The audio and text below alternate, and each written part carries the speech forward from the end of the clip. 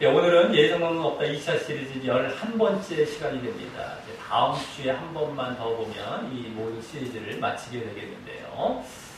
지난주부터 이제 그동안 보았던 복음서와 바울 서신서를 지나서 이제 베드로 서신서로 들어가서 오늘 이제 지난주부터 베드로 전서를 이제 보게 돼요. 오늘도 베드로 전서를 보게 되겠고요. 다음 주는 베드로 후서를 한번 보면 이제 마치게 되겠습니다. 자, 그래서 오늘도 이제 마찬가지로 이 첫 번째 단계로 오늘 예정론 구절이 무엇인지와 그것으로 주장하는 신학 교리가 무엇이냐, 예정론에서 교리가 무엇이냐라는 것을 먼저 말씀을 드리고요. 두 번째 단계로 우리가 바르게 본문을 해석하면서 예정론을 뒷받침하는 구절이 아니다라는 것을 밝히게 될 것이고, 마지막 세 번째 단계로는 그렇게 해서 얻은 교훈을 우리에게 적용하는 순으로 계속해서 이어가도록 하겠습니다. 자, 그럼 첫 번째 단계로 오늘 예정론 구절을 말씀드리자면, 오늘도 가장 흔한 택하심이나 택함 이런 말이 나오는 구절이 되겠는데요. 오늘은 그 말이 여러 군데 이제 보여집니다. 바로 4절과 6절과 9절에서입니다. 그래서 그 모든 구절이 오늘 예정론 구절이 되고요. 오늘은 거기다가 또 택하심이라는 말은 없지만 8절을 잘 보시면 저희를 이렇게 정하신 것이라는 말이 나와서 미리 정하신 예정을 이제 보여준다라고 그들이 이제 말을 하되, 또 특별히 그 말이 그 앞에 나오는 넘어지는 자들에 대해 그렇게 예정을 하신 것으로 보고, 넘어진 자들을 미리 정하신 이렇게 보고, 바로 버림받을 자, 넘어질 자는 버림받을 자, 예정론에서 유기될 자에 대한 예정이 있음을 주장하는데 쓰이는 구절이 되는 겁니다. 그래서 그동안 이중 예정 중에 선택된 자들에 대한 예정이 주로 보여졌다면, 이번에는 그 반대 차원에서 유기될 자, 선택이 아니라 반대, 버려질 자, 유기될 자에 대한 예정 차원에서 말입니다. 자, 그리고 또 특별히 그 다음 구절도 잘 보시기 바랍니다. 여기 너희는 택하신 족속이요라는 말이 그 8절에 이어서 나왔어요. 그 8절과 9절을 이제 함께 보며, 예정 문제를 함께 보며, 그 유기될 자들과, 그죠? 8절은 유기될 자들, 버려질 자들, 그 9절은 뭡니까? 선택될 자들이죠. 그 예정인, 그 이중 예정을 모두 보여주고 있다고 주장하는 것입니다. 얼핏 보면, 그렇게 보여지는 것 같기도 하죠. 말씀을 좀, 대충 보지 마요. 책 대충 보면 우리 모든 지식도 그런 경우가 많아요, 사실은요. 그렇게 보면 안 됩니다. 하다못해 우리가 대입 같은 지식마저도 그렇게 볼 수 있어요. 여러 가지 어떤 다른 지식들도 그렇게 해서 서로 간에 동의해버리면 그런 지식이 진리로 끝나버리는 거죠. 진리처럼 받아들여지고 끝나는 겁니다. 이렇게 구조적인 어떤 계산을 하던가 해서 문제가 생기지만 않는다면 그럴 수도 있는 거고, 여러 가지 많아요. 그래서 시험적인 건 이제 그렇다고 쳐도 일반적인 우리가 지식들도 제대로 안 봐서 잘못된 방향으로 나아가는 것이 얼마나 많은지 모릅니다. 그래서 지금 예정으로도 그래서 나오는 것이고, 일반적인 그런 것들도 많아요. 이상한 철학 만들어내고 예? 자, 그래서 얼핏 보면 그냥 그렇게 이중 예정처럼 보여질 수 있다라고 하는 것이 얼핏 보면 이러면서 그들이 이중 예정 교리를 주장하면서 이런 것들 탁탁 옆에 딱 곁들여 놓으면 대충 슬쩍슬쩍 보면서 그런가 보다 이렇게 넘어가 버리는 거죠. 설득돼 버리는 거죠. 자, 그래서 오늘은요, 특별히 그 8절 9절이 더 중심되는 예정론 구절이 되는 것이고요. 오히려 8절 9절, 아까 택함이라는 말보다도 나오는 그런 구절들보다도 8절 9절이, 또 오늘은 그와 같이 유기될 자들의 예정까지 주장할 때 이제 사용되는 구절이기 때문에 오늘 이 구절들도 이번 2차 시리즈에 넣게 된 것입니다. 좀 특별하다고 생각한 것이죠. 그렇지 않으면 우리가 간추릴 때 별 이렇게 특징이 없고 하는 건 다 추려낸 겁니다. 누가 봐도 알 수 있는 정도다 이렇게 하면. 자, 그러니 오늘도 칼빈의 5대 교리 중에서는 무조건적 선택 교리가 이제 주로 해당이 되겠죠. 이중 예정, 이제 5대 교리에 들어간 건 아니에요. 근데 이중 예정은 무조건적 선택과 이제 결부되는 그런 교리이기 때문에 그것이 이제 오늘 또 주장이 되는 겁니다. 자, 하지만 이제부터 오늘 본문을 바르게 이제 해석하면서 그 구절들이 이중 예정이나 무조건적 선택 교리를 지지하는 그런 구절이 아님을 보도록 하겠습니다. 자, 오늘 본문은 베드로전서 1장 중반, 1장 특별히 13절이 되겠는데요. 거기서부터 시작된 베드로전서의 실천 부분에 속한 부분입니다. 실천 부분. 그 1장 중반 전까지 주로 이제 고난을 배경으로 한 구원과 믿음에 대한 주제가 주를 이룬 후에 이 실천 부분에서는 그와 같은 믿음과 구원의 소망을 가진, 그러니까 믿음과 구원의 소망이죠. 소망은 구원 차원. 그래서 믿음과 구원의 소망을 가진 자가 보여야 할 행실을 명령형으로 형 말로써 각각 명령하며 요구하고 있는 가운데 오늘 본문도 나오고 있는 것입니다. 자, 그래서 1장 중반에서 이 앞까지 이미 3번에 걸친 실천사항이 말씀되었습니다. 원래 그것을 아주 간단히 말씀드리자면 첫째는 거룩이고 둘째는 사랑이며 형제 사랑 뭐 이런 건 이제 사랑이고 그래서 셋째는 바로 앞 본문에서 말씀된 말씀입니다. 말씀. 거룩, 사랑, 말씀. 이것이 이 실천이 말씀되고 있었죠. 자, 이는 거룩과 사랑은 이 구약 성경의 핵심적인 정신이죠. 그런 율법과 말씀의 핵심 정신인데 그것들이 이 실천 부분의 가장 앞부분에서 말씀드렸던 것이고요. 그 다음 2장 2절 오늘 이제 앞부분이 되겠는데 거기에 나오는 말씀을 사모하라라는 실천은 이 말씀과 관련된 실천인데 그것은 그중 사랑을 잘하기 위해 필요한 원인이 바로 그 말씀임을 언급했었던 것이 거기서 이제 그 말씀 자체에 더 집중하여 요구되었던 것이고요. 요구되고 있는 것이고요. 실천을. 자, 그러면서 그에 대한 목적도 그 전에 믿음 때문이었던 것과는 달리 이젠 바로 구원 때문이었음을 밝히고 있었던 것이었습니다. 말씀을 사모하라는 것이 이제 믿음 때문뿐만 아니라 구원 때문. 그래서 한 번은 믿음 때문이었다면 한 번은 구원 때문이었던 것이죠. 자, 그래서 이 앞본문은 말씀 사모를 말씀을 하되 또 그것을 통해 결국 구원을 향한 성장에 초점을 두고 있다면요. 구원 쪽이죠. 구원을 향한 성장입니다. 성장. 거기 초점을 두고 있다면 오늘 본문은 그 주제를 그대로 이어받아서 또 다른 실천을 명령하며 말씀하게 되는 본문입니다. 자, 그 실천사항은 한마디로 오늘 실천 명령이 담긴 4절과 5절 중에 더 특별히 5절에 보면 신령한 집으로 세워지라 라는 것이 됩니다. 신령한 집으로 세워지라. 이게 실천 명령, 대표적인 그 명령이 되죠. 우리말에는 이제 그보다 그 5절 마지막에 나오는 거룩한 제사장이 되라는 것이 더 명령, 실천 명령처럼, 명령의 말처럼 보일 수 있지만 원어상, 원문상 그것은 이 신령한 집으로 세워지라라는 것을 이제 부수적으로 함께 곁들여질 명령인 것입니다. 이렇게 붙어있는.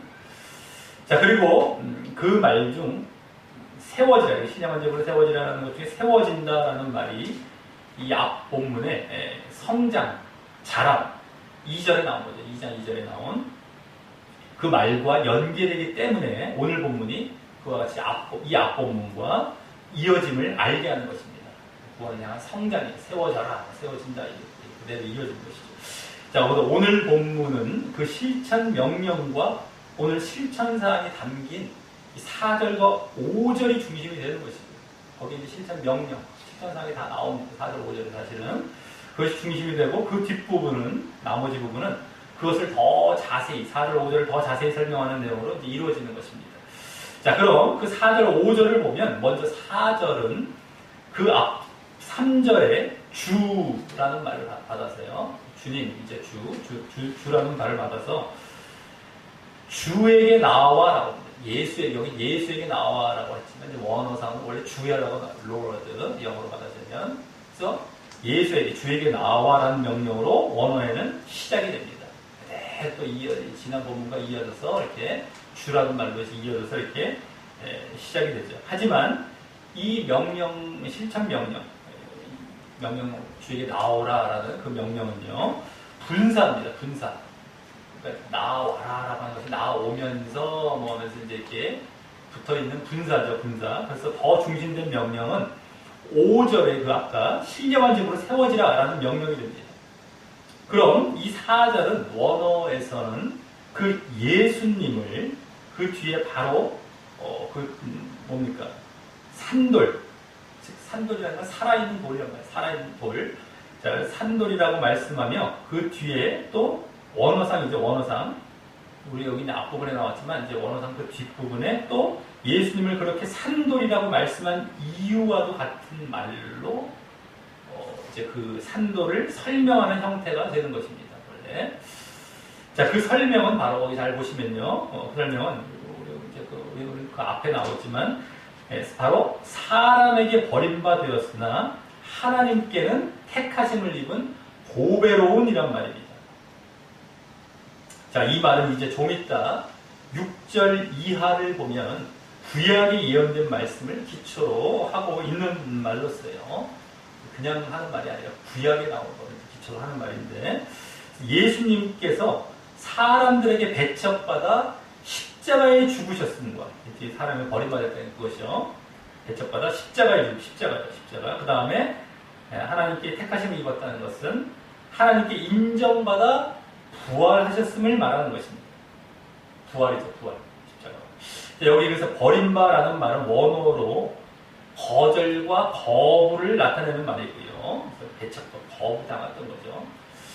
또 택하심 이런 말도 원어상 마음에 드는, 인정받은 이런 말을 의미를 함축하고 있어서 그래서 그와 같이 뽑히고 택함받은 것을 나타내는 말이기 때문입니다.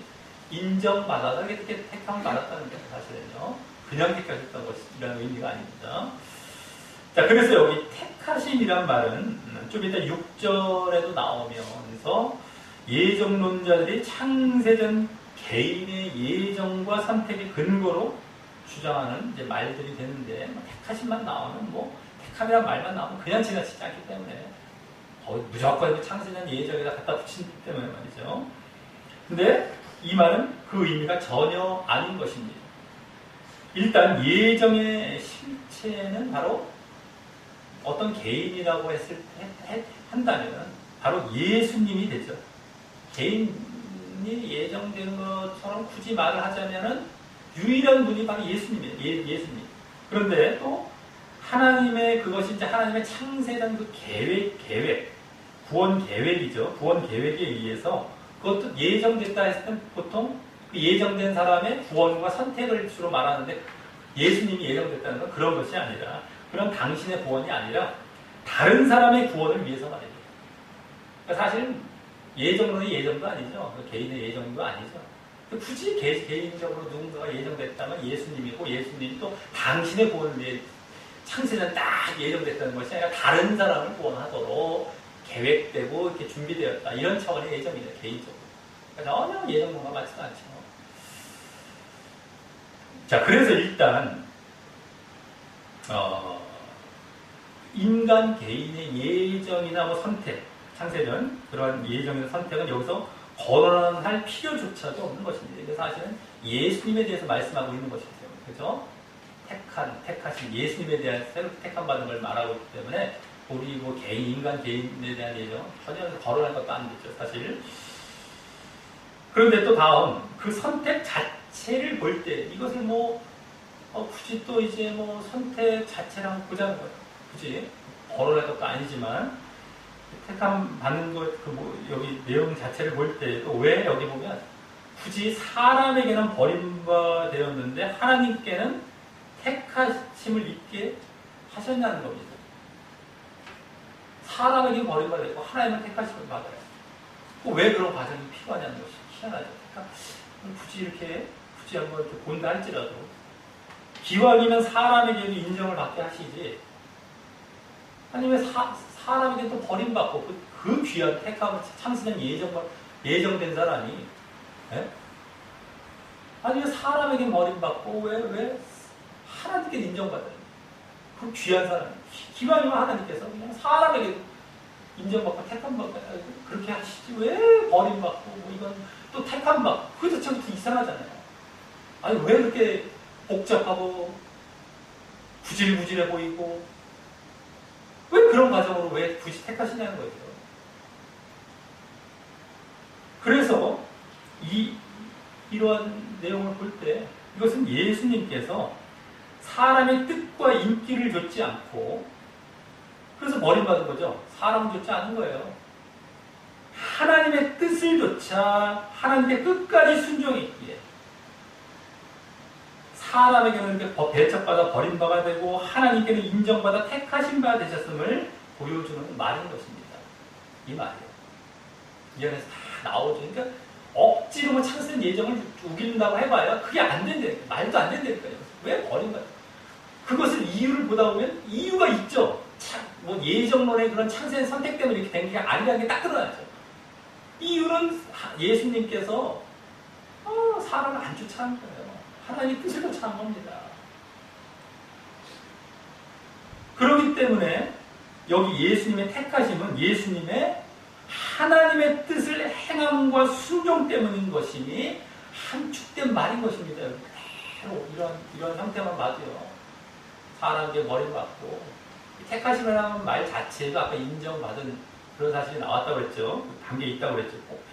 마음에 들고 인정받게 되어지는 하나님의 그냥 택함이 아니라 무조건적으로 누굴 막 택하는 게 아니라 마음에 들어서 택하는 그런 의미가 담긴 말이죠. 이 택함이란 말 원어상 볼 때도 그런 데다가 여기 또 사람에게 버림받고 하나님께 이렇게 인정과 택함받는 거 봐도 또 알 수 있죠. 바로 무조건적 선택이 아니라 그렇게 하나님의 뜻에 순종했기 때문에 그것이 하나님의 인정을 받아서 택함을 받는 것입니다. 그걸 보여주고 있어요, 오히려. 그래서 여기서는 예수님조차 그렇게 택하심을 입은 것이, 물론 이제 구원적인 택하심이 아니죠. 당신이 구원받기 위한 택하심이 아니라 다른 사람을 구원하시기 위한 택하심이긴 하지만 어쨌든 예수님조차 그 택하심을 입은 것이 단순히 하나님의 어떤 기분이나 무조건적인 어떤 기분이나 어떤 하나님의 아들이시라는 특별한 어떤 조건으로 된 것도 아님을 그것만으로 된 것이 아니라 하나님의 아들이니까 그것만으로 된 것도 아니에요. 그것을 더 잘 보여주고 있을 뿐인 것입니다. 예수님도 바로 이와 같이 순종함으로 결국 그와 같은 택함의 자리로 들어가는 것임을 적나라하게 보여주고 있는 것입니다. 하나님의 아들이시라는 것은 사실 하나의 전제 조건이라는 것이 될 수 있겠죠. 근데 만약에 하나님의 아들이신데도 순종을 안 하셨어요. 만약에 하나님 뜻에 그러면 이 사역을 감당할 수 없는 겁니다. 그 택하심이라는 것 그렇게 계획되었던 것이 무너지는 것이죠. 그걸 하나님께서는 예수님을 통해서 이루시지 않죠. 사실은 이 순종이 사실은 더 결정적인 것가 되는 겁니다. 이러셔서 하나님의 그러한 구원 계획을 이루실 그 택하심에 들어가서 그 일을 이루시게 되는 거예요. 그러신 분이 된 겁니다. 그거를 예수님마저도 그러셨다는 그러한 사실을 우리에게 보여주고 있는 거예요, 지금. 그리고 그러한 예수님의 순종하심과 그런 걸로 말미암은 택함 받으심은 이제 우리 인간에게 표본이 되어서 그래서 우리 모든 사람에게 표본이 되어서 우리 이 모든 사람들도 그와 같은 방식으로 택함 받게 될 것임을 예표하고 계시하게 되는 역할도 하는 것입니다.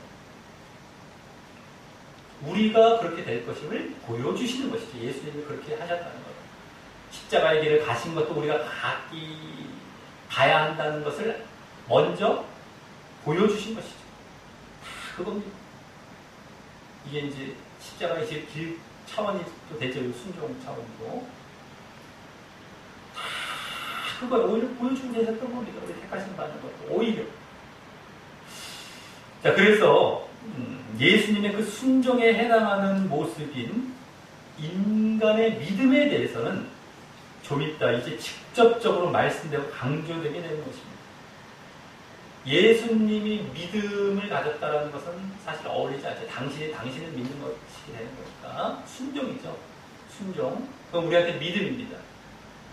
그것이 좀 이따 보여지고 우리가 그렇게 믿음으로 택하심을 받는다는 거예요.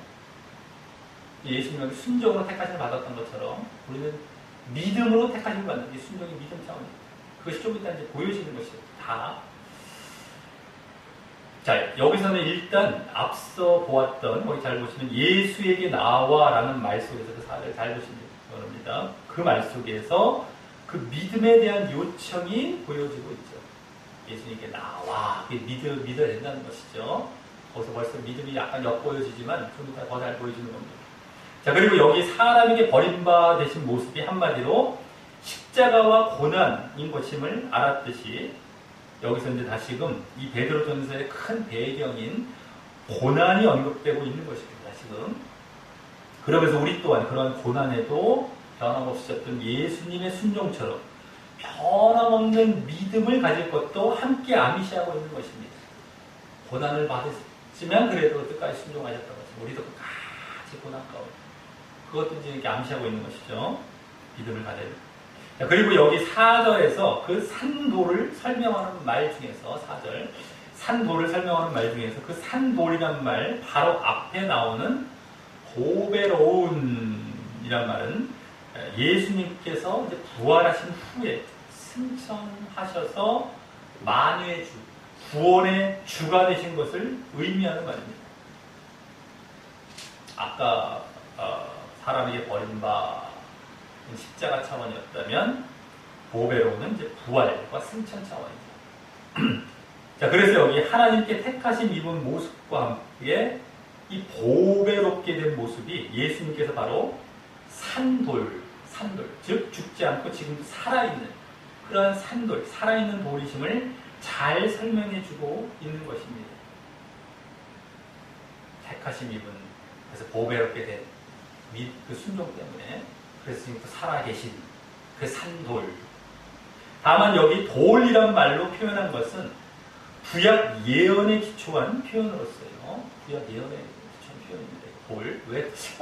살아있는 것까지는 좋은데 웬 돌로? 돌이라는 것이 이제 자칫하면 뭐 그 당시도 뭐 그럴 수도 있겠지만 지금도 뭐 되게 하찮고 가치 없고 막 이런 걸로 여기는 어떤 대상 아니겠습니까? 근데 돌로 예수님을 말씀합니다. 돌. 그게 구약 예언에 원래 기초한 표현이 나와 있는 말대로. 그래서 좀 이따 이제 6절 이하에서 보겠지만 예수님께서 건축물의 기초돌 내지 반석입니다. 반석. 기초돌. 이게 이제 반석이라는 거예요. 바위, 기초, 돌로 표현되기 때문에 쓴 것입니다. 이게 그냥 돌이 아니죠. 기초돌인 겁니다. 그 건축물은 다름 아닌 교회가 되는 것이고, 교회. 교회의 반석, 교회의 기초돌. 이런 차원에서 이제 쓰시기 위한 것이지, 말하고 있는 것이죠. 자, 그래서 다음 5절에서는 이와 같은 산돌이신 예수님께 나오라는 요청에 이어서 이제 그렇게 나온 자들이 이룰 교회와 관련하여 명령합니다. 교회. 이 돌이란 말을 썼던 거, 기초돌이란 말을, 반석이란 말을 썼던 것 자체가 벌써 건축물을 의미하면서 어떤 세워질, 교회, 건축물, 물론 그렇다고 여기 이제 무슨 건물로서 얘기도 아니지만, 어쨌든 뭔가 세워질, 이런 게 보여졌던 것처럼 이제 교회라는 말이 5절에 나옵니다. 암시됐던 것처럼 이제 5절에 교회와 관련해서 명령을 합니다. 자, 그 나온다는 건 아까 믿음을 의미했다는 말입니다. 이제는 그로 인한 정말 이루어진 그렇게 믿음으로 나온 자들로 이루어진 그 교회가 되는 것이죠. 자, 바로 여기 거기 뭐라고 나옵니까? 너희도 산돌같이 신령한 집으로 세워지라는 것이 그것입니다. 여기 이제 이 말씀이 오늘 주된 실천사항으로 명령되는 말씀인데요. 아까 말씀드렸죠. 이게 오늘 주된 실천사항인데요. 여기 신령한 집 이런 말이 바로 그 교회를 의미하는 것입니다. 이제 돌, 반석, 집 이게 다 이제 연결이 되죠. 기초돌, 이 교회. 여기 신령한이란 말과 같이 육적이고 뭐 물리적인 집이 아닌 영적인 집을 말해요. 그죠? 그냥 집이 아닙니다. 그냥 건축물이 아니라 신령한 영적인 집이에요. 그래서 바로 믿는 자들로 이루어질 그 교회를 의미하고 말입니다. 믿는 자들, 그 믿음의 공동체, 그 무리들, 이게 사실 교회죠. 그걸 의미하는 영적인 집. 그러니까 하나의 집과 건축물의 빗댄 것 뿐이죠. 지금도 뭐 마치 건축물을 교회로 생각하는 경우가 있지만 마치 또 빗댄 거 여기서 또 건축물로 빗댔다고 글로 가면 안 됩니다. 사람, 그 무리들이 그 교회가 된 백성들. 영적인, 그래서 집, 신령한 집. 자, 그리고 그 교회를 세울 재료를 여기 산돌로 말씀한 것인데요, 또. 그죠? 산돌 쌓아서 그 신령한 영적인 집을 이제 쌓아가고 재료를 만들어 가라는 건데요. 또 이제는 여기 보면 예수님이 아닌 그 예수님께 나온 자들, 즉 예수님을 믿는 자들을 산돌로 이렇게 또 말하고 있는 것입니다. 아, 아까는 예수님께 산돌이라고 하면 이제 나온 믿는 그 자들이 또 산돌이 돼요. 그래서 여기 산돌 가치라는 말은 또 산돌들로서 뭐 산돌들 일진대라는 말이고요. 이를 보면은 예수님만이 산돌 되시고 끝나는 것이 아니라 당신을 믿고 그래서 당신께 연합된 자들에게 그 살아있음, 여기 산돌의 중요한 건 살아있다는 거예요. 그 살아있음, 즉 생명이죠. 생명이 전달되어서 그 사람 또한 그렇게 살아있는 그런 산돌이 되는 것이고, 그죠? 연합되어서 생명이 전달되어서 그렇게 살아있게 되는 거예요. 그래서 산돌이 되는 것이고, 다만 둘 모두 예수님이나 이렇게 연합된 사람이나 다 둘 모두 돌로 표현하고 있는 것은 지금 이제 여기 보여지고 있듯이 교회를 세우는 차원에서 말하기 위해서인 것입니다. 교회를 건축해가는 돌이라는 건 뭐 벽돌 이렇게 되죠. 기초돌, 어떤 세워가는 차원에서 예수님도 거기에 이제 들어와 계시고 그 교회를 세워가시는 이제 재료로서 또 그 예수님께 연합된 사람들도 그래서 이제 세워가는 차원에서 건축되는 차원에서 돌로 말하는 돌이 됐을 때 우리가 돌은 참 깊은 의미를 갖고 있습니다. 철학적으로 이러면서 막 우리 성경에 나온 돌도 막 그냥 그렇게 보기 쉬울 수가 있는데 그런 게 아니고 교회를 하나 세워가는 차원에서 돌을 말씀하시는 거였구나. 안에서 계시는 것도 다 그런 거고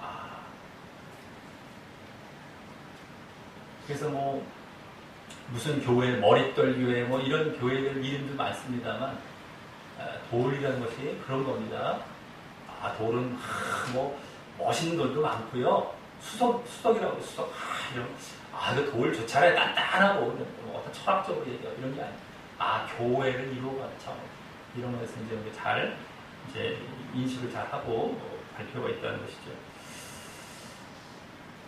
자, 그래서 교회를 우리 몸에 비유해서 예수님을 교회의 머리, 우리는 뭐 교회의 몸으로 말씀하는 경우도 있지만 이 경우는 이런 집이나 건축물로 비유해서 이와 같이 예수님과 우리 모두 그 건축 재료로서의 돌로 말씀하고 있는 것입니다.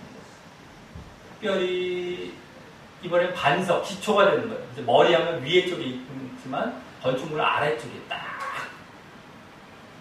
기초를 딱 하고 계시는 이러한 차원이 되죠. 뭔가 건축물을 봤을 때는 그렇게 이제 말씀하고 있는 것입니다. 물론 이제 좀 있다 보면 예수님은 우리와는 또 다른 돌, 아까 지금 말씀드린 기초돌, 다른 거죠. 이것과 그냥 위에 이렇게 쌓여진 벽돌과는 또 달라요. 그죠? 어쨌든 그런 우리와 또 다른 돌로 표현됨을 알 수 있고 말입니다. 모퉁이돌, 뭐죠. 그런 것도 좀 나옵니다. 또 그래서 여기 세워지라라는 말은 원어상 더 정확히 원어상도 그래요. 건축되어라라는 말이고 우리가 세워지라라는 말과 약간 어감이 틀리죠. 우리 말도 세워지는 거냐 얘들 그냥 세우고 그냥 세워 일어나 뭐 이런 건데 이게 아니라 더 집 쪽에 건축물에 가까워서 건축되어져라 만들어져라 이거죠. 다른 의미 쪽으로 빠질 필요가 없이 세워지라는 말을 건축물 쪽으로 가서 세우라는 그 말이에요. 겁니다. 그리고 또 이게 현재형 말이에요. 원어서 현재형. 그래서 그것과 같은 교회를 언제 한번 세웠을 끝 이게 아니라 계속해서 세워가고 건축해가는 의미를 내포하고 있는 것입니다. 헬라어의 현재형은 늘 계속이라고 했어요. 계속해서. 아직도 진행형입니다. 아직도 교회가 다 세워지고 끝난 것이 아니죠. 계속해서. 근데 어떻게 그렇게 될 수가 있겠습니까? 바로 예수님께 그렇게 계속 나오는 자들, 즉 예수님을 믿는 자들이 계속 이어짐으로 그렇게 이루어지게 되는 것이죠. 그 교회가. 그 교회라는 건축물로 된 비유된 교회가. 자, 그러면서 원어상 여기 신령한 집이란 말 다음에 저 뒤에 거룩한 제사장이 될지라 라는 말이 원래 이제 나오게 됩니다. 원어상은요. 붙어 있어요. 자, 그 말은 더 정확히는요, 거룩한 제사장이 될지니라 라는 말은 될지니라 라는 동사형 말은 없이 전치사만 붙어 있어요. 그래서 거룩한 제사장에로, 거룩한 제사장으로서의 이런 말이라서, 에로 이런 전치사만 붙어 있습니다. 될지니라 동사형 말이 아니에요. 아까 신령한 집으로 세워지라라는 말에 이런 전치사와 함께 딱 붙어요. 에로, 거룩한 제사장 에로 이렇게 붙어 있는 거죠. 자, 그래서 그 신령한 집이란 말과 거의 동격이거나 그 신령한 집이 나아갈 더 구체적인 방향이나 그 역할을 보여주는 말인 것입니다.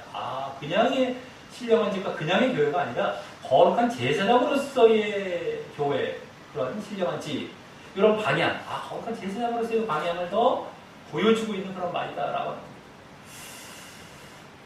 자, 그래서 이 말은 앞서 처음 부분에 말씀드렸듯이 오늘의 주된 실천 명령은 아니지만, 그죠?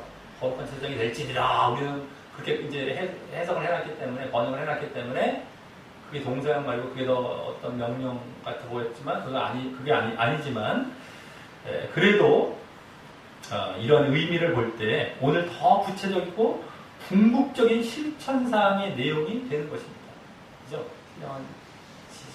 집으로 세워지라라는 것에 더 실천 내용, 사항이 되는 거죠. 그런 내용을 갖고 있는 겁니다. 자, 그렇다면 또 이 거룩한 제사장의 역할이 그럼 무엇인지가 이제 밝혀지게 됩니다. 바로 뭡니까? 신령한 교회를 세우는 일이죠. 거룩한 제사장으로서 신령한 그 집, 교회를 세워라. 그러니까 이제 제사장의 역할은 그 신령한 교회를 세워가는 일인 겁니다.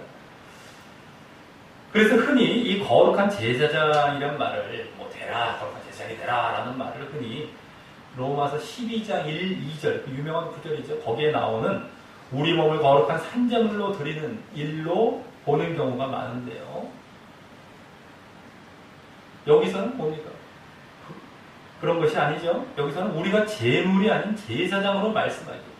거기서 제물로 드려져라는 건데 여기는 제사장입니다. 제사장. 잘 봐야 되죠. 거기는 제사, 거룩한 제사. 제사라는 말은 제물이란 말이었어요. 원래 sacrifice, 희생물, 제물 이거예요. 원래 제물. 거기서 제사. 근데 여기는 제사장. 다르죠.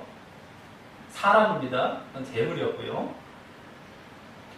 그래서 그걸로 말씀하기에 우리를 제물로 드리는 것보다 우리 자신을 제물로 드려서 이렇게 살아가는 차원, 거기서 이제 그걸 얘기한 것이죠. 삶의 차원에서의. 우리를 제물로 드리는 것보다 다른 사람을 제물로 드리는 것에 더 초점이 맞춰져 있는 것입니다. 우리가 제사장으로서 다른 사람을 제물로 드리는 것이죠. 그죠? 자기를 제물로 드리는 것보다 거기에 더 초점이 맞춰져. 물론 이 제사장이 자기도 자기 죄를 위한 제물도 드리긴 했습니다만 주된 역할은 그것이 아니었죠. 다른 사람을 위한 제사장의 역할이죠. 다른 사람을 제물로 드리는. 그러니까 로마서 12장은 자기를 제물로 드리는. 근데 여기서 역할은 다른 사람을 제물로 드리는 거. 이게 다른 겁니다. 제사장으로서. 그래서 여기 제사장이란 말 앞에 거룩한이란 말을 또 우리의 또 거룩한 삶에 적용할 것이 아니라, 그럼 이제 밝혀지죠. 이 거룩한 게 무슨 말을 썼을까? 그냥 좋은 말을 갖다 붙여. 이런 게 아니라, 저기 해서, 그래서 우리의 거룩한 삶이 아니지. 아까 로마서 그런 의미가 아니었다고 했기 때문에. 그래서 앞서 앞서 나왔던 신령한이란 말의 의미, 영적인이란 뜻과도 비슷하게 신성한 내지 구별된, 이런 의미로서 세상과 육신과는 구별된 제사장의 역할을 감당하라는데 적용되어야 하는 것입니다. 그냥 뭐 육신적인 제사장, 뭐 세상에 어떤 뭐 제사장 이방의 제사장 됐고 뭐 그냥 여러 가지 뭐 좀 물질적인 거 동물을 죽여서 드리는 제사장 이런 것과 구별되는 거. 좀 신령한, 좀 영적인 구별된 이러한 제사장이란 역할이죠. 자, 그래서 즉 다른 사람을 하나님께 제물로 드릴 때, 그죠? 다른 사람을 제물로 드리는 역할이라고 하는데 그걸 할 때 세상이나 육신적인 목적으로 드리는 것이 아니다. 여기 이제 그 말 앞에 그 제사의 역할로 말씀하고 있는 그 앞에 나옵니다. 잘 보시기 바랍니다. 그 제사의 역할이 뭡니까? 하나님이 기쁘게 받으실 신령한 영적이란 말이에요. 신령한 목적을 가진 제사를 드리는 제사장의 역할을 감당하는 것을 말하는 것이죠. 영적인 제사, 신령한 제사, 세상적이고 육신적인 그런 제사가 아니라 영적인 제사, 목적을 가진 신령한 제사, 하나님께서 기쁘게 받으실 것, 그걸 기쁘게 받으시는 건데요. 자, 그럼 여기 다시 그 신령한이라는 말을 쓰며 말씀한 영적인 제사는 어떤 제사이겠습니까? 다른 사람과 관련하여 말입니다. 다른 사람 영적인 제사를 어떻게 드리라는 걸까? 바로 다른 사람을 영적인 일의 대표가 뭡니까? 바로 믿음을 갖게 해서 구원받게 하는 것을 말하는 거죠. 그래서 그렇게 해서 하나님께 드리는 그런 제사가 되는 것입니다. 하나님께 드리는데 믿음을 갖게 해서 구원받게 하는, 이게 영적인 거예요. 영적인 일의 대표가 믿음과 구원 아닙니까? 그렇게 다른 사람을 믿게 하고 구원받게, 이 제사를 드리라, 이렇게 해서 하나님께 드리라는 것이죠. 자, 그래서 여기 그 믿음의 대상이자 구원의 주체이신 예수님을 이제 언급해서 거기 잘 보시기 바랍니다. 예수 그리스도로 말미암아라는 말이 거기 이제 붙어 있는 것입니다. 예수 그리스도로 말미암아, 예수님을 믿게 해서라는 것이죠. 믿음의 대상이자 구원의 주체이시기 때문에 믿음과 구원, 주체, 대상이기 때문에 그래서 붙어 있는 겁니다. 그래서 이게 하나하나가 다 이유가 있고 그래라 딱 느껴지는 것이죠. 자, 그리고 그러한 믿음과 구원에 대해 이 앞 본문들에서도 이미 영적인 차원에서, 그렇게 영적인 차원에서 말씀되었었습니다. 바로 영적인 말씀을 통하여서 믿음과 관련해서는 영적으로 거듭나야 한다는 것이고, 먼저 믿음은 말씀을 통해서 거듭나야 된다는 것이고, 또 이번에 구원과 관련해서는 영적인 성장을 이루어야 한다는 것이었습니다. 거듭나고 또 성장, 거듭나는 것뿐만 아니라 우리가 믿음 때 제대로 믿는 게 거듭나는 겁니다. 그게 진짜 믿음 안에 들어간 것이고, 거기서 또 끝나는 것이 아니라 거듭났으니까 끝이 아니라 다시 태어났는데 다시 애기로 태어났어요. 거듭 태어났어요. 그럼 다시 당연히 태어났다는 말 자체는 애기란 말이잖아요. 그건 자라나야 된다는 말에 들어가 있단 말이에요. 그게 이제 구원입니다. 구원 차원입니다.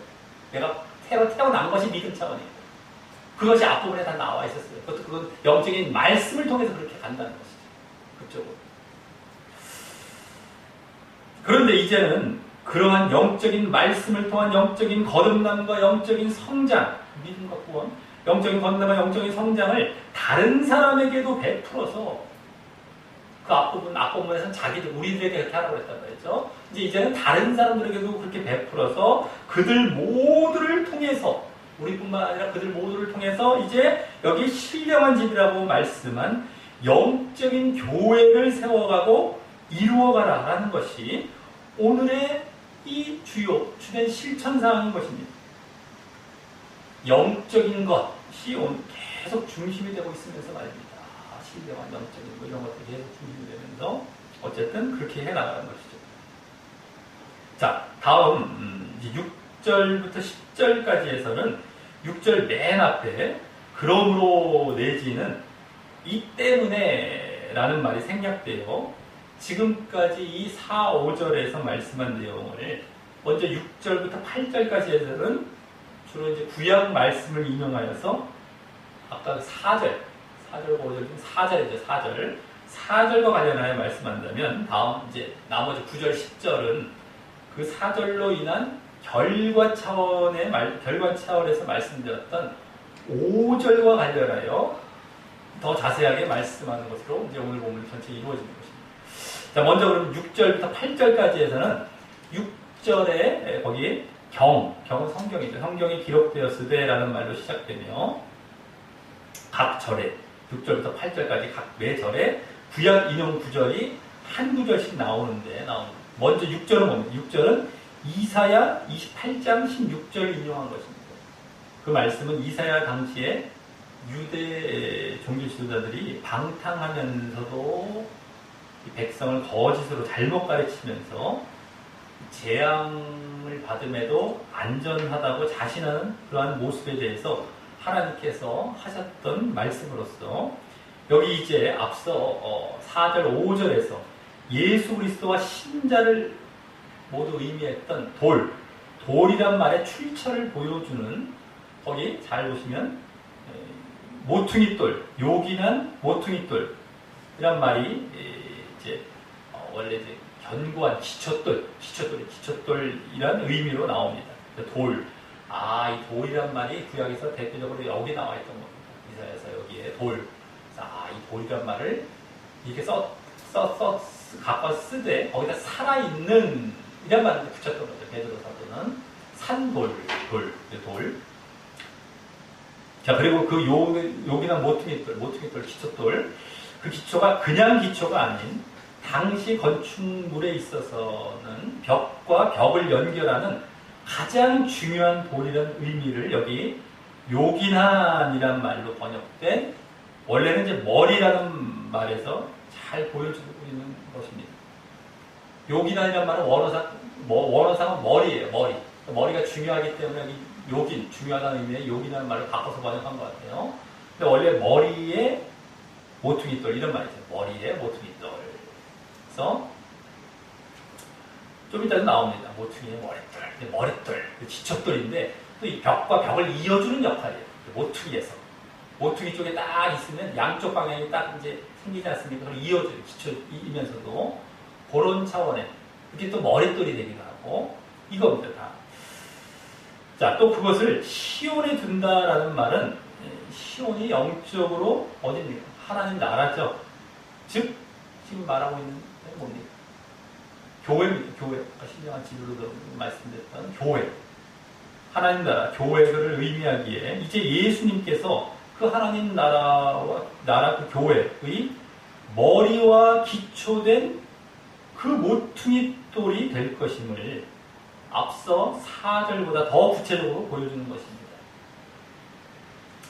머리로서의 모퉁이. 그러니까 여기 이제 건축물에서는 돌이 아래쪽으로 가지만 그래도 머리 되시는 거예요. 그래도 머리. 우리 몸으로 비교했을 때 머리시지만 아래에서의 머리 역할을 하는 것이죠. 사실은 그런 것도 또 담겨 있는 겁니다. 자, 그리고 여기서도 앞서 4절처럼 지금 여기 4절을 더 반복하는 차원이기 때문에 4절과 관련이 많이 되죠. 그래서 여기 앞서 4절처럼 택한이라는 말과 보배롭다라는 말이 나와서 그때 그 4절도 이 구약 말씀에 근거한 것임을 이제 확인하게 되는 것인데요. 아까 그죠? 택한다, 보배롭다는 말이 그대로 나왔으면 여기 그대로 나왔는데 이게 이제 구약 말씀이기 때문에 이걸 인용한 것이죠. 4절도. 근데 다만 여기 택한이란 말은 이사야서에서는 아까 이사야 28장 16절 거기에서는 시험한 이런 말이 나와요. 시험한. 택한이 아니라 시험한. 그 말로 나와서 원래 모든 시험을 다 거치고 믿을 수 있는 이런 의미를 가진 말이 이와 같이 택한이란 말로 베드로 사도가 인용했음을 알 수 있습니다. 모든 시험을 다 거치고 믿을 수 인정된 이거예요. 시험한 거예요. 택한 이거죠. 이는 그만큼 예수님께서 단순히 하나님의 아들이시기 때문만이 아니라 결국 이미 이 모든 시험을 통과할 정도로 끝까지 순종하셨던 한마디로 믿음의 본을 보이셨기 때문에 그 택함을 받으신 것임도 이제 직접 확인하게 되는 것입니다. 여기 더 확인하게 되는 것이죠. 아까도 사람에게 버림받았고 환하게 택하심 받았다는 말에서 다 암시를 받지 않습니까? 함축되어 있는 의미들을. 여기서 또 직접적으로 택하이란 말이 구약의 원래 말에서는 시험한이란 말이 나와서 인정받은 순종으로 말미암아 그 믿음의 본을 보이셨기 때문에 그래서 인정받은 그래서 택함 받으신 것 그걸 직접 더 확인하게 된다라고 하는 겁니다. 그렇기 때문에 창세전 개인 예정과는 여기서 더욱 안 맞는 것이고 말입니다. 이 테카이란 말이 오늘 두 번째 이제 구절이 되죠, 여기. 창세 예정 볼 것도 없어요. 더욱이 예수님과 관련했기 때문에 볼 것도 없는 데다가 여기 그 순종하신, 인정받으신, 시험을 이겨내신, 통과하신, 이런 것 때문에 받은 것이기 때문에 더더욱이 볼 것도 없죠. 자, 그래서 이제 이 뒷부분에 저를 믿는 자라고 나오죠. 믿는 자는 부끄러움을 당치 아니하리라라는 말은 부끄러움이란 말이 이사야서를 보면 결국 심판과 멸망을 의미하고요. 부끄러우면 그냥 아예 뭐 부끄럽다 말지, 부끄러운 정도야 내가 그냥 감내하지 이런 게 아니라 심판과 멸망이에요. 부끄러움은. 그래서 이는 그를 믿으면 구원받는다라는 말입니다. 저를 믿는 자는 부끄러움을 받지 않으니 반대로 그를 믿으면 믿으라는 것이죠. 그래서 구원받는다. 물론 그 구원은 앞서 5절의 말씀에 의하면 신령한 집인 교회로 세워지는 모습이기도 하고 말입니다.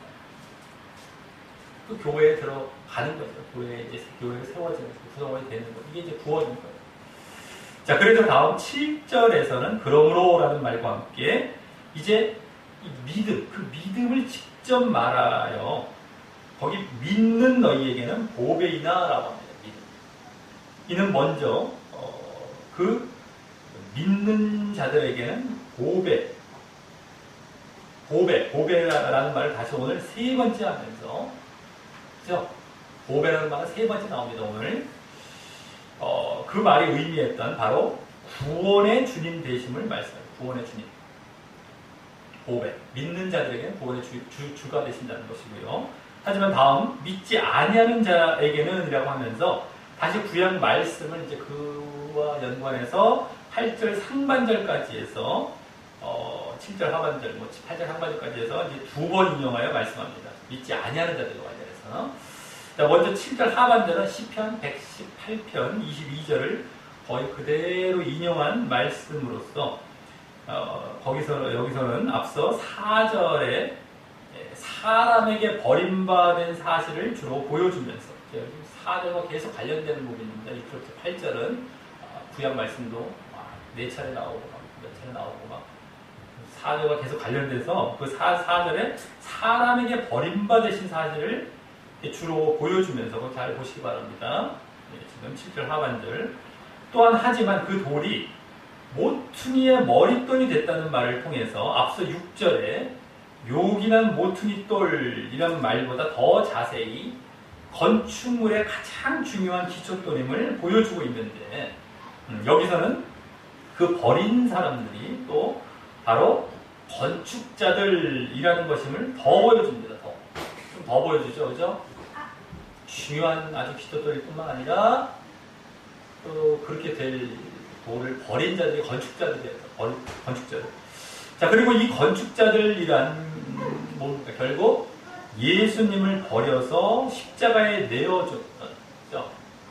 버렸다고 하기 때문에 예수님을 버려서 이 산돌 대신 모퉁이돌 대신 예수님을 버려서 십자가에 내어준 바로 유대 종교 지도자들과 유대인들을 말하는 것이기에 그들이 바로 하나님 나라를 먼저 건축하도록 허락된 자들이었음도 보여주는 것입니다.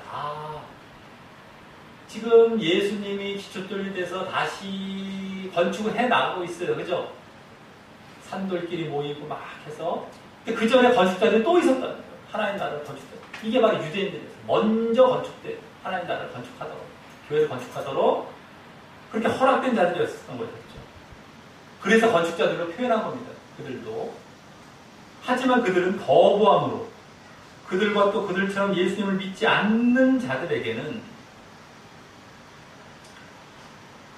그들이 사실은 바르게 건축을 했다가 예수님도 버리지 말았어야지. 모퉁이돌로 그거를 버리지 않고 다 받아들이고 거기에 같이 자기들이 세워 나갔어야 되는 부분입니다.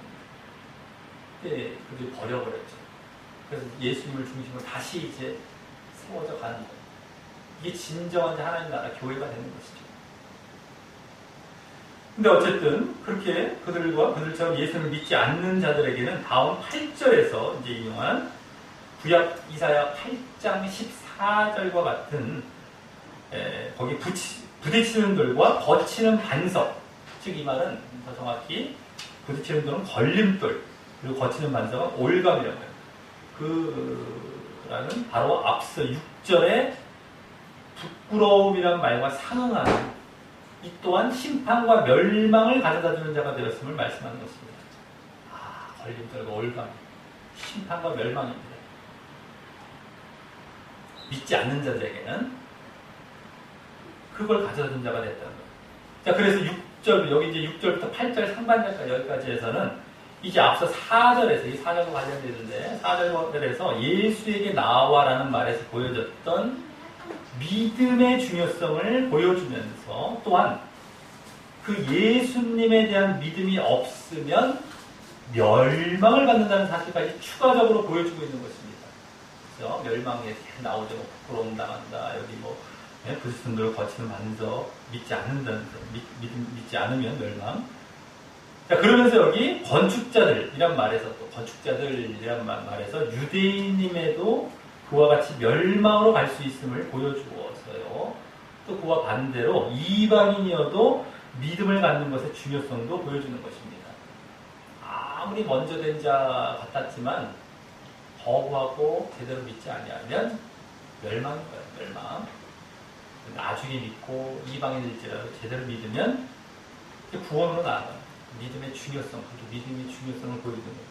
자, 그러면서 8절 하반절에 이제 여기 이 부분에 이제 마지막 8절 하반절에서는 그 믿음 없음을 말씀을 순종치 않음으로 말함으로써, 그죠? 잘 보시기 바랍니다. 이렇게 여기 순종, 말씀을 순종하죠. 순종이 곧 믿음임과 또 앞서 말씀드린 예수님의 순종도 우리 믿음의 본을 보이신 것임을 확인시켜 주는 것입니다.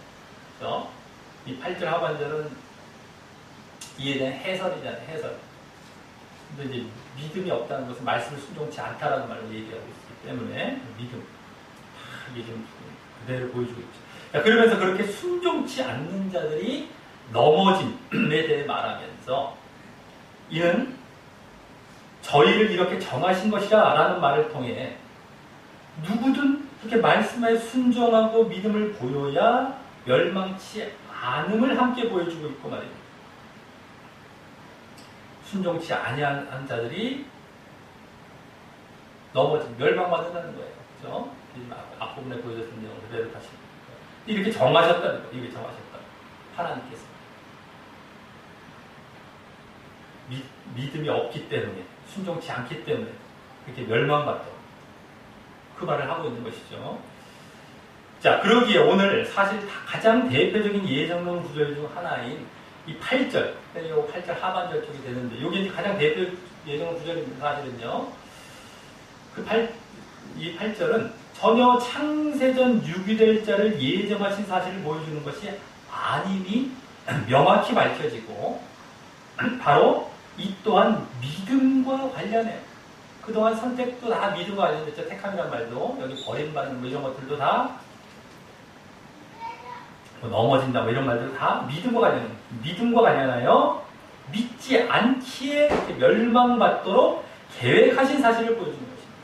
믿지 않기에, 이거는 믿었기에 선택받았다. 여기 믿지 않기에 버림받고 멸망받도록 그걸 계획하신 사실을 보여주는 것이죠. 그것도 꼭 창세 전뿐만이 아니라 구약 말씀에서부터 말하는 겁니다. 이걸 이렇게 정하셨다는 것은 구약 말씀에 더 정확히 분명히 나오잖아요. 직접적으로. 모세오경에 보면 불순종하면 저주를 받는다. 멸망으로 받는다. 순종하면 축복은 구원이고요. 불순종하면 저주를 받는다. 이렇게 정하셨다. 구약 말씀은 아주 더 정확하게 분명하게 나오죠.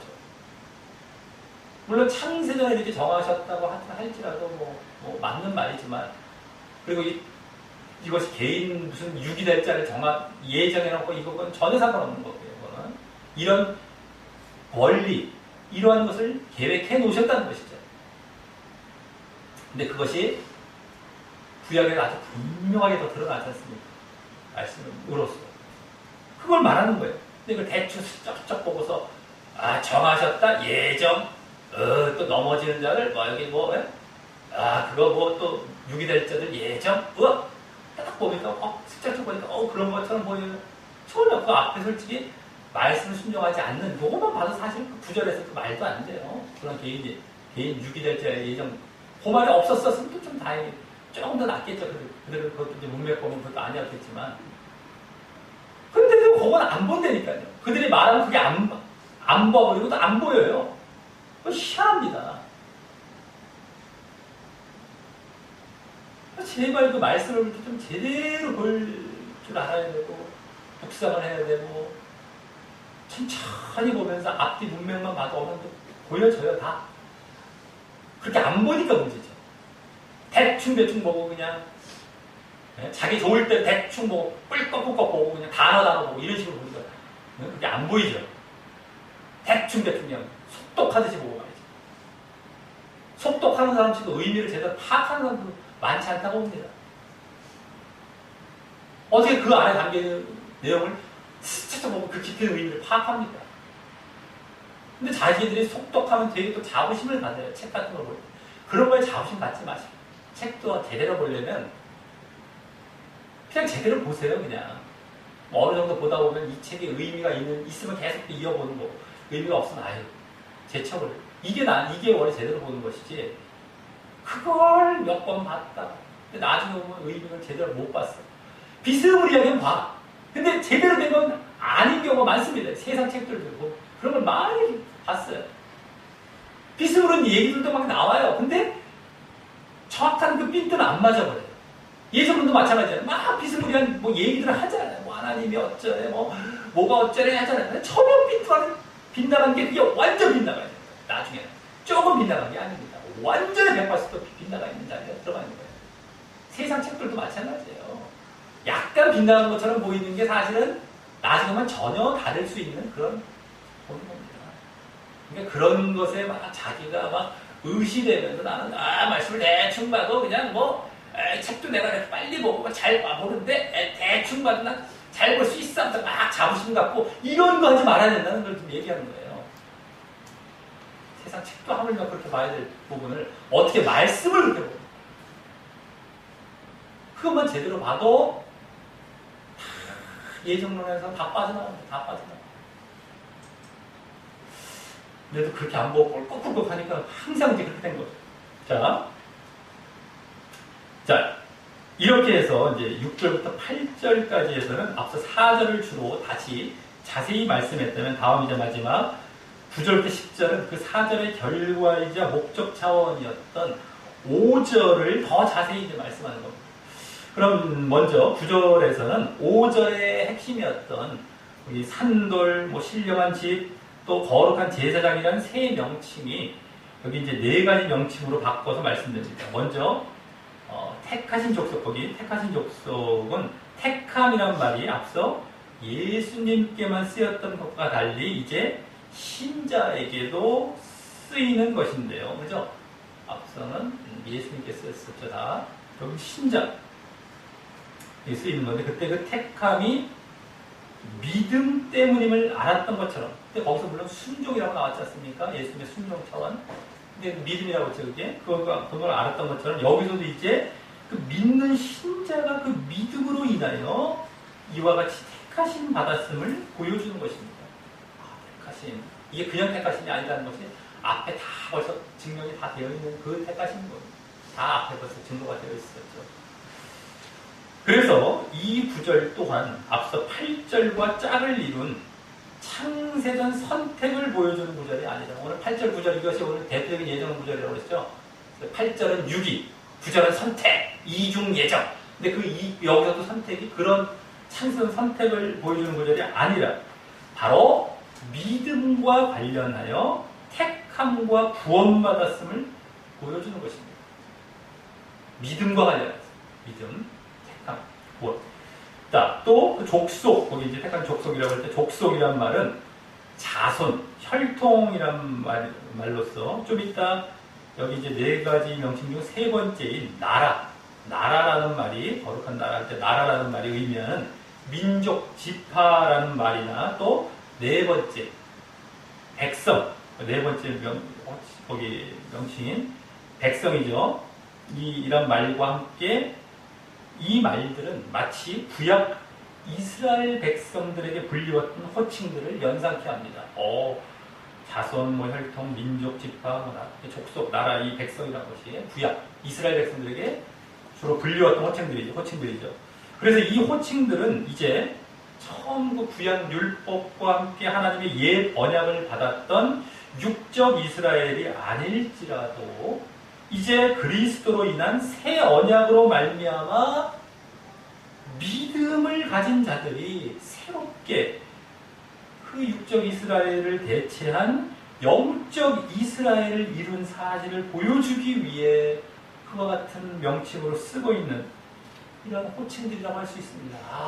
이것이 지금 이방인들도 막 포함되고 막 육적 이스라엘이 아닌데 그와 같은 이스라엘과 같은 표현으로 쓰고 있는 거죠. 우리가 뭐 좋으라고 막 갖다 붙이고 그럴 때 이런 게 없다고 그랬어요. 다 의미가 다 있어요. 분명 하나하나. 이 호칭 하나만 맞았대요. 근데 이 당시 사람들은 더 느껴졌겠죠. 이 호칭, 우리에게 쓰네. 다 느껴지죠, 그냥. 우리는 번역본을 보다 보니까 그때 호칭과 약간 달라지는 것도 있고 이렇게 하다 보니까 이제 찾아가는 거지. 알게 되는 것이죠. 자, 그래서 다음 10절에서는 이제 거기 뭐라고 합니까? 너희가 전에는 백성이 아니더니 이제는 하나님의 백성이요. 전에는 긍휼을 얻지 못하였더니 이제는 긍휼을 얻은 자니라 라고 말씀하고 있는 것입니다. 앞에서의 호칭들을 종합한 하나님의 백성이란 말과 백성이로 이제 종합이 된 것이죠. 또 구원을 의미하는 긍휼이란 말을 써서 말입니다. 긍휼. 구원, 이게 구원이죠. 그래서 예전엔 유대인들이처럼 너희들이 이제 그렇게 구원받고 약속받은 자들이 아닌데 너희들이 이제는 그렇게 됐다는 거예요. 이제 백성이 됐다. 이방인들이 이 차원이고, 네? 이렇게 해서. 자, 그리고 여기 그 세 호칭들은요, 다른 말로, 그죠? 여기 지금 뭐 족속, 나라, 백성, 아까 이렇게 첫 번째, 세 번째, 네 번째 호칭을 봤는데, 그 호칭들은 다른 말로 이제 신약에서는 뭐라고 할 수 있습니까? 교회라고 할 수 있습니다. 교회. 그죠? 족속, 나라, 백성, 하나님의 백성, 하나님의 나라, 예? 족속, 하신 족속, 구원받을 족속, 구원받을 민족, 지파, 이건데, 이게 이제 교회예요, 교회.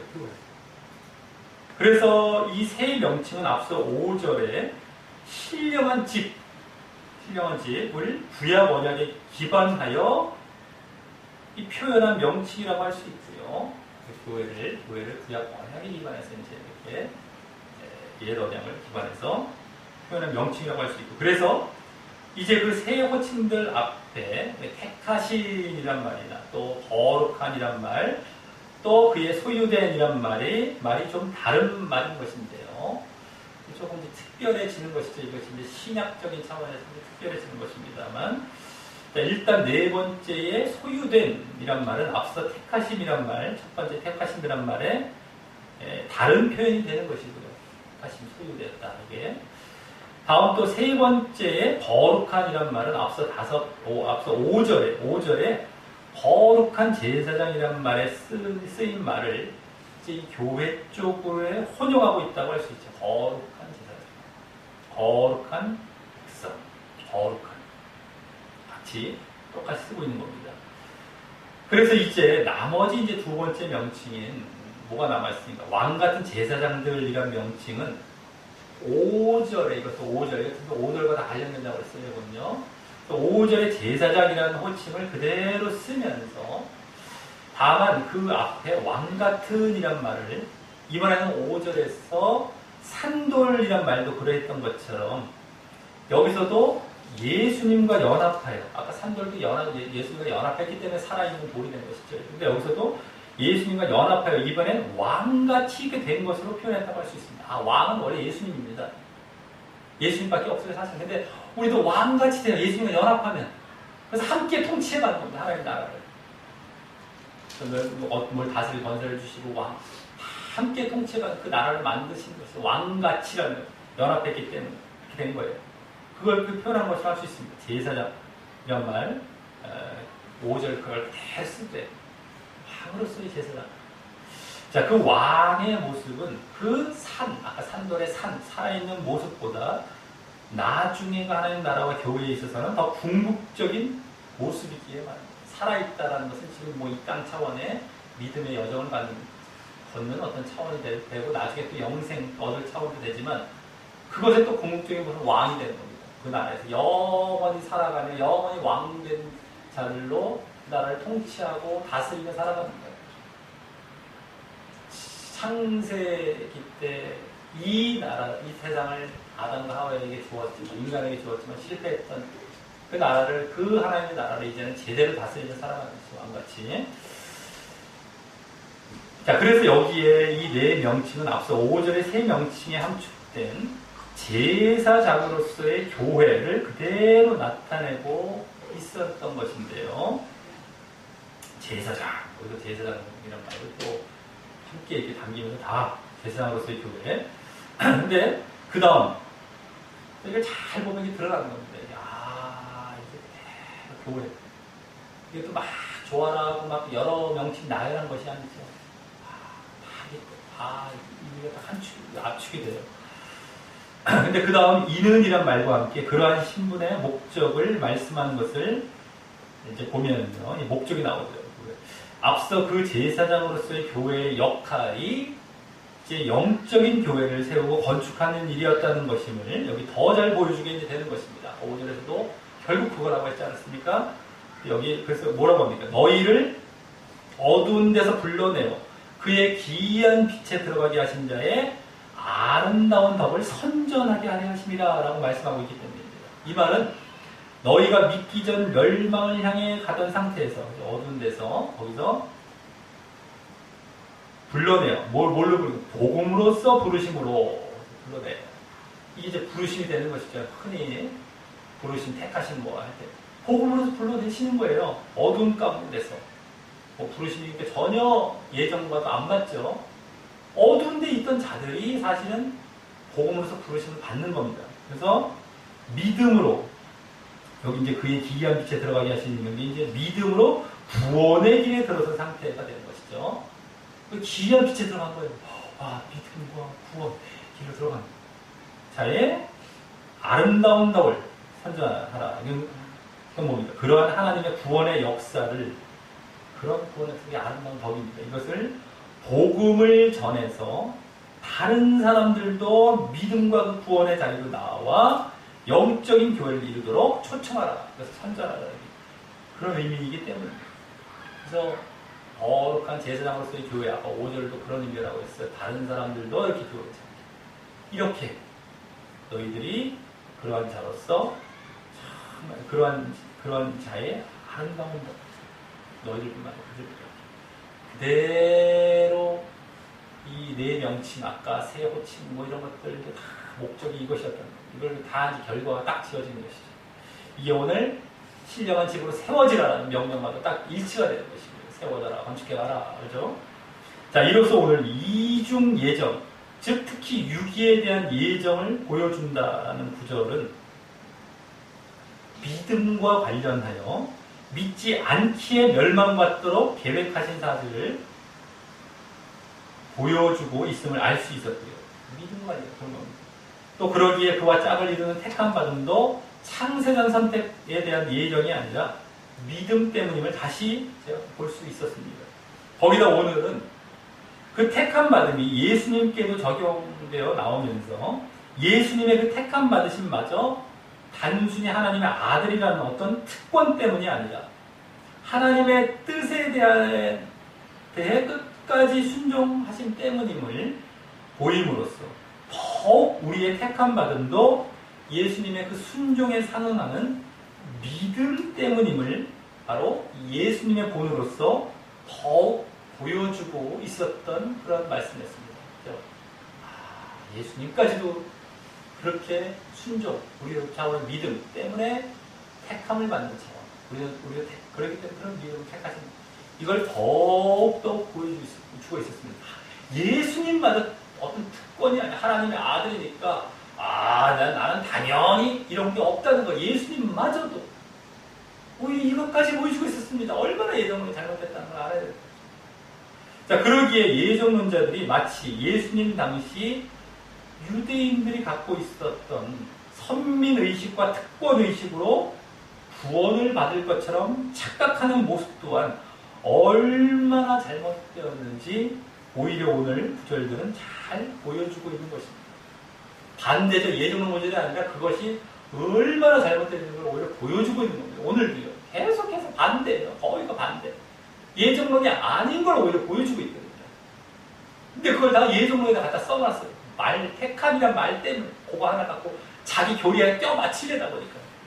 사실 그 택함의 근본 의미를 딱 들여다보면 전혀 택함 받기 위한 것은 구원받기 위한 전혀 그런 것 같습니다. 반대의 의미를 갖고 있는 거예요. 여기서 예수님까지도 보여주고 계시고. 보통 문제들이 아닙니다.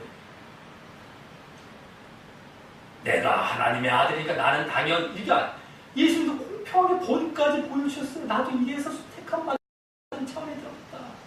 너희들도 택하지 받을 것이냐? 나는 물론 이제 구원이 아니라 이제 이런 사역 이걸 감당하시는 차원의 택함이죠.